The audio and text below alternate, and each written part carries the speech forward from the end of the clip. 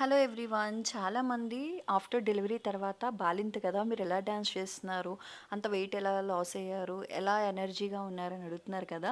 So నేను తీసుకునే food అనమాట ఇలా ఉంది. అంటే కంప్లీట్గా పథ్యం చేస్తున్నాను నేను. డైట్ అనేది పక్కన పెడితే పథ్యం అంటారు కదా, పథ్యం అంటే చాలామందికి ఐడియా ఉంటుంది.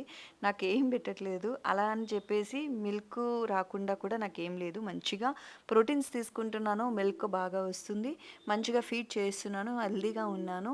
అండ్ మనం ఏం తీసుకోవాలి అనేది ఇంట్లో పెద్దవాళ్ళు కంప్లీట్ క్లియర్‌గా డైట్ అనేది చెప్పేశారు. అండ్ విత్ ప్రోటీన్‌తో సహా అనమాట.